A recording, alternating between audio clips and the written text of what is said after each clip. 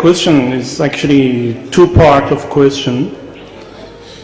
We say that Islam is a religion of peace, and there is something that seems unfair in Islam, like the right of women, like the one which is mentioned in Surah Nisa also 24.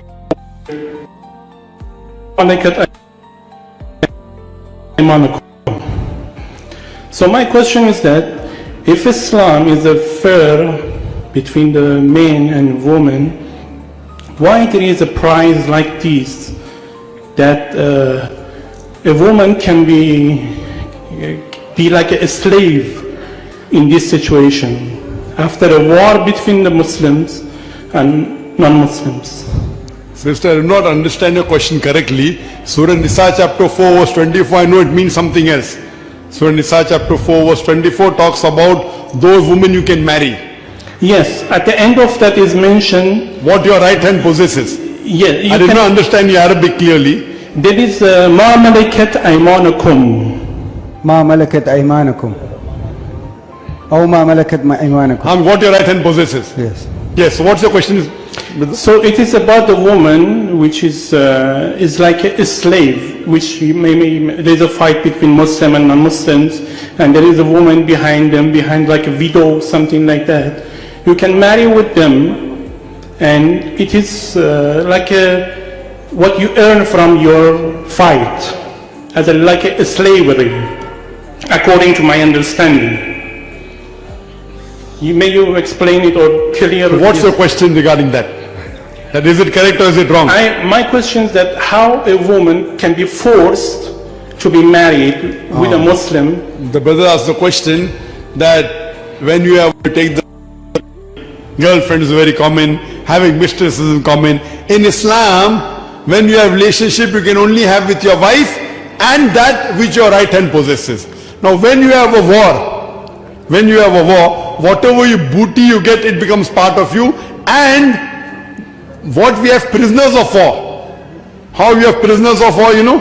POW. Okay. POW. Okay. Today we say slave. In Islam, they are called as prisoners of war normally in technical terms. Now compared to prisoners of war of today and what Islam says, there is a world of a difference. The rights and the honor and the treatment what the slave get in Islam is far superior to POW. Even if you read the UN Charter, what happens in Guantanamo Bay, you know? No, I don't know. Guantanamo Bay, you don't know? No. Guantanamo Bay, have you heard of Guantanamo Bay? I never heard about that. Guantanamo Bay, where, you know, the Americans, they put prisoners which are Muslims. Yeah, in Guantanamo Bay. Yes, Guantanamo Bay. Okay. You know, so yes, if you know, but the position of, sorry to interrupt. Yes, I'm just coming to it. In comparison to prisoners of war, in prisoners of war today, when you catch a prisoner, he's enslaved in a jail, correct? Yes. Or there may be a camp, he cannot go out. Okay. In Islam, our prisoners of war, they are free. They are free, but they should not run away. They are not enchained. You can use them, you can take work from them, but as compared to prisoners of war in the modern world, where there is no freedom, they are kept in that jail or in that camp, they aren't allowed to go out. Compared to vis-a-vis what happens in an Islamic war when it takes place. And that time when you have prisoners of war, they have got some restriction, but they are treated much better than as compared to kept in the jails. Okay. So if you compare this, okay, it is far more superior. So there is no force in this situation, am I right? No, there is no force. Okay. Let's go to the other part of question. Then what is the jizya? Jizya. As far as second question is concerned, jizya is a tax imposed on the non-Muslims living in a Muslim state for their protection. For example, One question between of wait, these. you pose the question, let me give the answer. Okay. I haven't completed the answer, you want to ask the next question. Let me complete the answer and then you can ask. Okay, I know the way you wish you are talking with the people in your YouTube. With I heard So if you know, so why are you asking? just I remind you that I know that. So I'm just completing. So if you have asked the question, I have to complete the question. Okay. I don't know which YouTube you saw of mine. The correct, authentic one or the adulterated one. Most of them are already reviewed, and I am many of thankful my- for whatever you replied about them. You know, mashallah, many people, Yeah. they are using my photograph to propagate wrong things. You know? No, I used your photo last round. No, not you, other people I'm telling you. Okay, I just No, remind now- you that I said to my people that so you I- are going. So as long as jizya is concerned, it's a tax imposed on non-Muslims living in Islamic State for their protection. Today in most of the countries, if there is a war, you have to go and fight. You have no option. In an Islamic state, in the Khilafat, every Muslim, if the Khalifa says he has to go and fight, he has no option. He cannot say I'm rich, he cannot say I'm a doctor, he has to go and fight. But for a non-Muslim, he need not go and fight, he is protected. And for this protection, he is paying a small amount. I am asking you a question. If you are living in a country, whether it be India or any country, and they say pay just a few hundred rupees, or maybe pay a few dollars, and you are protected, is that better, or you should go on the war field? Which is better? I will prefer to pay you. So jizya tax is a small amount. So, but the point. And this amount is just to agree, okay, fine, we agree that you are the protectors, and you will be protected, you need not go for the war. But the Muslim has no choice. Muslim cannot say, I will pay jizya, I don't want to go for the war. He has to go. He has no option. If the Khalifa says he has to go, he has to go. For the non-Muslim is protected, so it's more secured.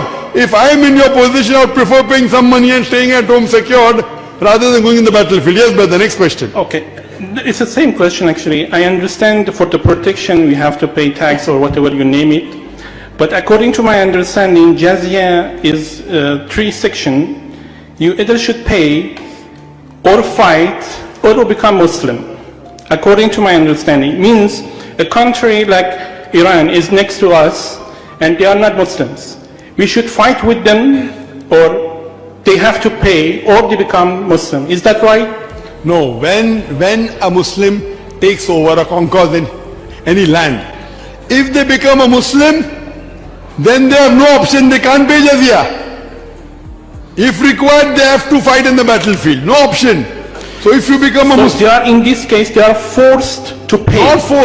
not force. If they become a Muslim, they have no option of jizya. They have to fight when required. If you don't want to accept Islam, then you pay a nominal tax saying that we agree that you are a protectors, this is the fee, that's it. Okay, the question is that like a country like Spain, which called in Islamic history as Andalus, how Islam spread till that location, it was with force or without force? Today, if you see the history of the world and history of Islam, today, yes, there were battles fought, but today the media portrays as though Islam was spread by the sword. Yeah. And the reply to this is given very well by Dilesi O'Leary in his book, Islam at the Crossroad, on page number 8. He says that history makes it clear that the legend of fanatical Muslims sweeping across the world, forcing Islam at the point of the sword, is the most fantastic, absurd myth that historians ever repeated. It is a myth. Yes, there are wars been taking place. Just don't give have a me, debate. just give me a sign that No. I can start my question. This is a question and answer session, not a discussion session, brother. Okay. You will go up till morning. Ask the question one. You non-Muslim, I gave you 2 chants, 3 chants, 4 chants, the other people waiting. I am agnostic actually. I am thinking, I am reading, I am studying. Agnostic is also a non-Muslim only. Yeah. Even agnostic is a non-Muslim. Okay. Inshallah, we pray to Allah to make you a theist, a believer in God, inshallah. I believe in God. I have no problem No, about the if God. you are agnostic, you cannot believe in God. Actually- that means your English language is a big weak, brother. Agnostic is a person who doesn't say there is God and doesn't say there is no God. He is silent. If you say you believe in God, you become a theist. Agnostic means a person who doesn't believe there is God and doesn't believe there is no God. He's silent. Okay. So actually you are a theist. You Yes. believe in God. In this case, you can call me like. Okay, so coming back to what I said earlier. Yeah. So you're keeping interrupting into the whole thing, the answer is going here and there. No. Sorry for that. So, I'm listening to you carefully. so in this, for as long as spread of Islam is concerned, today, the country, if you know, the Deleuze already said, it's a myth that Islam was spread by the sword. Yes, there are wars been taking place, but that's not the major spread. Today, do you know, in the Arab land, there are about 8 to 9 million Arabs who are Coptic Christians, who are Christians since generation. You know, we Muslims, the Arabs, they ruled the Arab land for 1400 years. For a few years the French came, for the few years the Britishers came. Overall we have been the Lord. If we wanted, we could have forced every Arab to accept Islam at the point of the sword. These today, 9 million Arab Christians, they are bearing witness that Islam was spread by the sword. We Indians, you know, the Muslims ruled India for 1,000 years. If we wanted, we could have forced every Indian to accept Islam at the point of the sword. We did not do it. Today, more than 75% of Indians, they are non-Muslims. These 75% non-Muslim Indians, they are giving Shahada, they are bearing witness that Islam was spread by the sword. Today, the country which has the largest number of Muslims, it's Indonesia. Which Muslim army went to Indonesia? Which Muslim army went to Malaysia, which has 55% Muslims? Which Muslim army went to the east coast of Africa? Senegal, Gambia, they are Muslims. Which Muslim army went there? It is the sword of intellect. So if you see the history of Islam, the spread, the major was by people because of the deeds, because of the actions, because of business. So today, Islam has spread because of its values, not because of the sword. It's a misconception. Hope that answers the question. I'd like to ask you a question, brother. Yes. Where do you come from? Originally from Iran. From Iran? Yes. You're originally from Iran? Yes. And you say that you're agnostic, now you said you believe in God. I am believing in God, truly, but I am studying from the bottom of heart what is the word, what is the Qur'an, whatever. I want to truly believe what I am believing. I would request you to watch my video cassette, Is the Quran God's Word? You may have seen many of my videos. This one I didn't see. So surely go on the YouTube, Zakir Naik channel. Yes. It's in HD, mashallah. Yes, you're in my favorite list also. Mashallah, you're one of the subscribers. Yes. Good. You know the YouTube gave an award to us. The vice president of YouTube said, Dr. Zakir is awesome. So maybe because of your subscription also, mashallah, I got the award. So Jazakallah. So I request you. Let me clearly say that after a long study in my life, 30 years old I am, you are the most rational person I have seen in my life. That's why I came here. And this question is from the bottom of my heart. I want to be clear. And if I am Mormon, I want to be a clear Mormon. I don't want to be like half Mormon, half not Mormon. So like brother, what is stopping you from accepting Allah? Do you believe in Allah? Yes. You believe that He is the most powerful? Yes. He is the only one should be worshipped? Yes. There's no one else besides Allah? Yes. Allah, that's the main pillar. Second thing, do you believe that Prophet Muhammad is the messenger of Allah? I have problem about these things. That's why I'm... What's your problem? What is your problem? I can help you, brother. Actually, the history which is behind Islam... Sorry? The history which is behind Islam, when we read it, we see something unfair between that. And not unjust. I mean, I cannot feel it is logical. That's why I am studying brother, to when find... you study history is not the right thing to study. I say study Quran. Like the way which you said, I am referring to Quran about Jizya. In ayah about, I think, 29 Surah Tawbah mentioned, they have, it is about Allah, it is about Ahl al-Kitab. It's not about non-Muslim, it's about Ahl al-Kitab that have to pay Jizya. Ahl al-Kitab is also non-Muslim, brother. Ahl al-Kitab are non-Muslim, they're Christians and Jews, they're non-Muslims. So So they have to pay jizya. Okay. Same I've said thing, this, protection but with the small money. It is qatilul ladhina. Yani fight, even killed.